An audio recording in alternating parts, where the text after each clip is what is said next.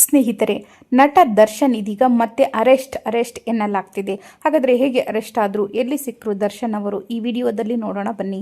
ಅದಕ್ಕೂ ಮುನ್ನ ನೀವು ಕೂಡ ಸತ್ಯಕ್ಕೆ ಜಯ ಸಿಗಲೇಬೇಕು ಅನ್ನೋದಾದರೆ ತಪ್ಪದೆ ಈ ವಿಡಿಯೋನ ಲೈಕ್ ಮಾಡಿ, ಹಾಗೆ ನಮ್ಮ ಚಾನಲನ್ನು ಸಬ್ಸ್ಕ್ರೈಬ್ ಮಾಡಿಕೊಳ್ಳಿ.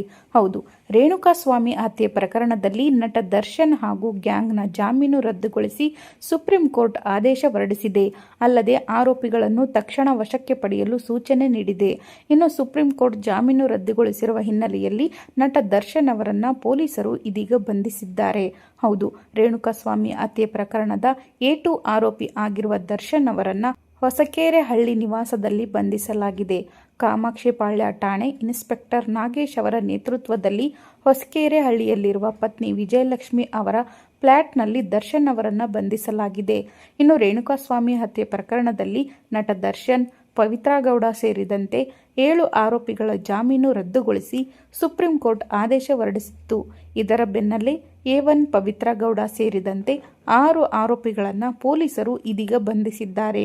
ಇನ್ನು ಇದೀಗ ಅಂತಿಮವಾಗಿ ನಟ ದರ್ಶನ್ ಅವರನ್ನು ಕೂಡ ಪೊಲೀಸರು ಬಂಧಿಸಿದ್ದಾರೆ. ದರ್ಶನ್ ಹಾಗೂ ಗ್ಯಾಂಗ್ಗೆ ಮತ್ತೆ ಜೈಲು ವಾಸವೇ ಗತಿಯಾಗಿದೆ ಅಂತ ಎಲ್ಲರೂ ಕೂಡ ಹೇಳ್ತಿದ್ದಾರೆ.